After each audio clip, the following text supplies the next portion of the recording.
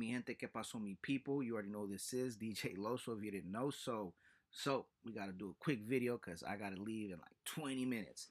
I gotta go DJ downtown Riverside, and then tomorrow I am going to Coachella.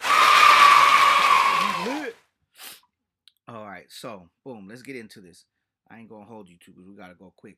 We have a bombshell new legal case on our hands. The alleged robbery and kidnapping of rapper Gucci Mane. This case should serve as a warning to others who believe that using violence and intimidation tactics to rob others in our community is a viable way to conduct business. I'm here to say that it is not, and that if you choose to do this, we'll bring you swiftly to justice. Wait until you hear not only the allegations, but the evidence, surveillance, Instagram accounts, fingerprints. It is something to say the least. Bro, don't tell me they did some stupid shit like post it on the Instagram or post a video of them doing this to Gucci Mane or whatever they took, reposted. Bro, it's 2026 and y'all still doing this dumb ass. You know what? They deserve to go to jail. I don't know if that's what they did, but that's what it's looking like. That's what it's looking like. The criminal complaint that lays out everything, and we're going to break it all down for you right now. Welcome to Sidebar, presented by Law and Crime. I'm Jesse Weber. Were federally charged for kidnapping and robbing at gunpoint numerous victims at a music studio in Dallas, Texas, announced United States Attorney for the Northern District of Texas, Ryan Raybould. The victims, who are only identified by initials, by the way, and they include RD, which we have to assume is Gucci Mane, because his real name is Radrick Davis. They say they were robbed and kidnapped at gunpoint at a music studio in Dallas, Texas. Now, there was apparently a scheduled meeting between RD and suspect Lontrell Williams Jr. And apparently, this hip-hop artist is known as Pooh Shiesty. Sr., this is apparently Williams Jr.'s father, was apparently... Which is Pooh Shiesty's father, I assume. Right? ...to book a recording studio that day for his son and for RD to record music. Williams Sr. was apparently talking to this unidentified individual just known as JN, another player in this, who owns the studio. It's inside this office building. So now you get the... I already could see where this is going, bro. I already could see where this is going. Pooh Shiesty's dad is trying to take control of the whole situation.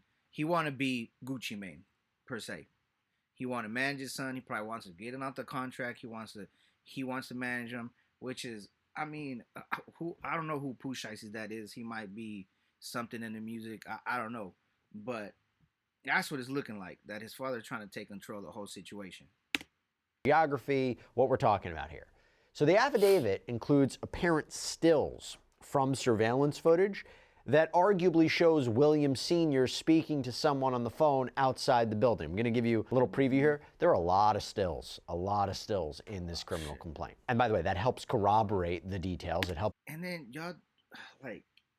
y'all doing this inside of a building that got cameras everywhere, and you can't even commit a crime without being caught on camera these days. Everybody got a camera, Ring cameras, surveillance cameras, cameras on the phone. Come on, man, they should know better. Corroborate the timeline. It helps corroborate the events that are laid out when you have purportedly time-stamped stills of this surveillance video. Now, an assistant reportedly arrives to help with production at 3:39 p.m. that day, and the affidavit claims that this father and son duo, the Williams, is arguing with somebody on the phone, okay? They're arguing. And I'm going to read you this verbatim. Quote, at approximately 3:43 p.m., Williams Jr. and Williams Sr., Wright, Johnson, Waters, Rogers, Gibson, Glover, and McDaniel entered the east side of the office building. The target suspects walked through the lobby area of the office building before going inside the studio.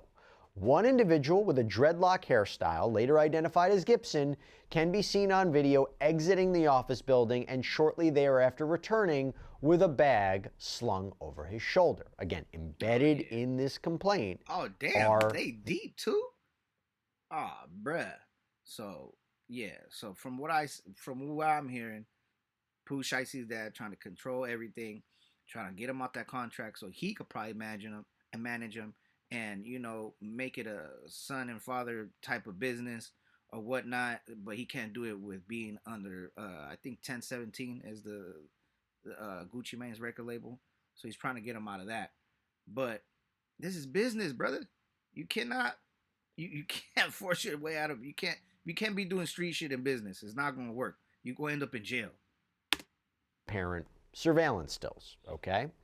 Now, the affidavit claims they go into the studio where the victims were, the alleged victims were, and there are stills, by the way. They included the studio lobby, the control room, the recording room. And at one point, it is alleged that Williams Jr., who was, by the way, I was blown away by this detail, was allegedly wearing an ankle monitor, okay, goes to speak to RD privately about the contract. We'll talk about the ankle monitor. You know what? He deserved to go to jail. Because didn't he just get out of jail? Not too long ago, he did almost like the same shit, I want to say. He got caught with like a Draco or something. I don't know. But he on an ankle bracelet and you do it committing crimes and you on video. Bro, this fool deserved to go to jail. Second. But there is allegedly an argument, and it ends up with Williams Jr. being accused of taking out a black AK-style pistol and pointing it at RD, allegedly demanding he sign the contract release paperwork. Now, RD allegedly complied, signed it. Again, we're assuming this is Gucci Mane. And he probably signed it because he knows that contract's that signature is not valid if you force somebody to do it. Not in the court of law. That's what I was trying to say. You cannot be bringing street stuff into business because that shit just does not work like that. Like, you gonna end up in jail, like I said. And there is the claim that RD, seemingly Gucci Mane, was not allowed to leave as he was being held at gunpoint. There are allegations that Wright allegedly recorded RD signing the paperwork and being forced to say he released Williams Jr. from the contract. And then afterwards, it's alleged that Williams Jr. took RD's wedding ring and watch and earrings and cash. I do wonder if they have that video. Okay, I do wonder if they have that. But I'm going to read you verbatim again from the complaint. Waters, Rogers, Johnson, Glover, McDaniel, and Gibson produced handguns or AR-AK-style pistols and began to demand property from BP and MM. BP was pushed onto a couch in the control room while an individual known to BP as CMO Dam Phu and part of Williams Jr.'s crew searched his pockets and stole his wallet. BP's chain and a necklace were stolen from his neck.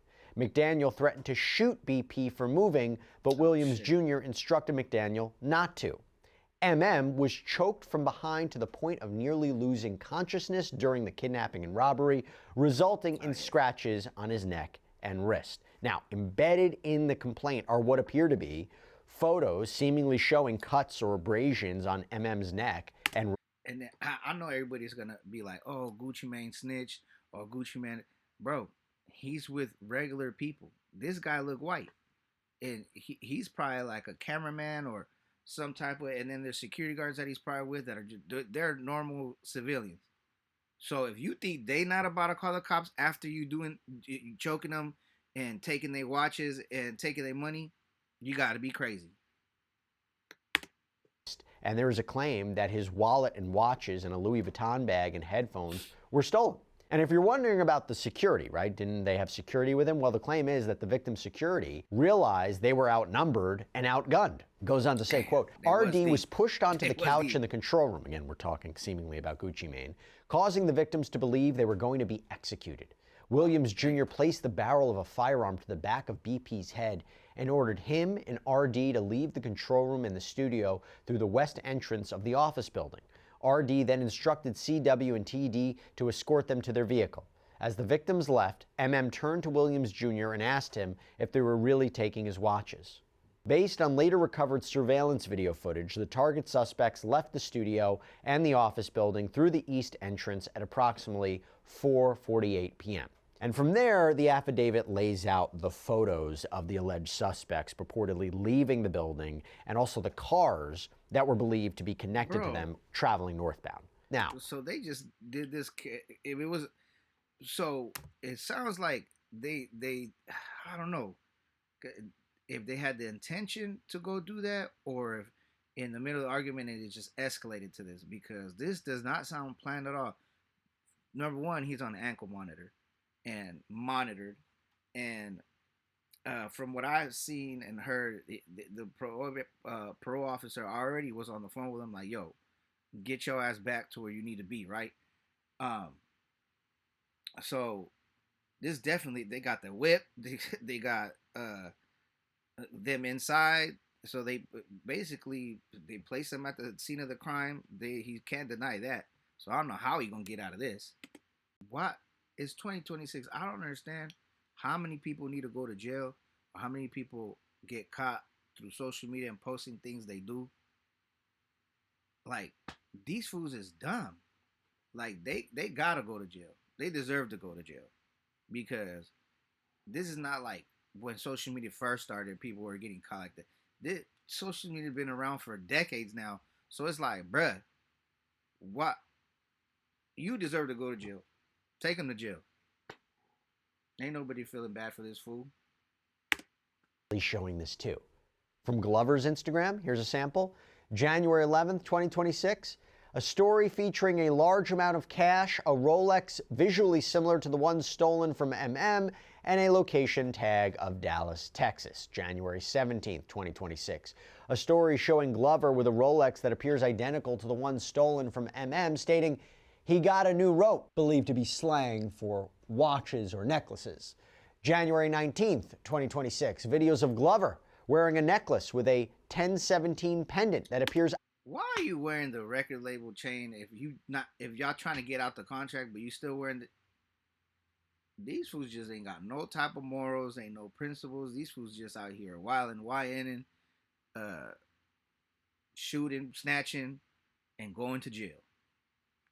Because what I believe is his dad is like, nah, you need to get out that contract. I need to be managing you. I need to be doing all this. Gucci man, and need to release you so I can handle all this. That's what I'm thinking. So did Pooh Shiesty's dad play him out of his game? Like, that's what it seemed like to me. I don't know what y'all think. Let me know in the comments if this sounds like Pooh Shiesty's dad set him up for failure. To be honest with you. Because if it was my son, I'd be like, man, you better go sit your ass down somewhere before you go back to jail. You know what I mean? And his dad was printing out the contract, so Pooh Shiesty's a grown man. He could say no, but at the end of the day, his dad needed to be like, bro, you need to go chill out somewhere. So I think that's where I'm at. I'm gonna end it here. I gotta go. But let me know in the comments. Do y'all think Pooh Shiesty's dad is basically responsible for his downfall? Let me know, y'all. All right, chat. I'm out. DJ Loso, you already know. So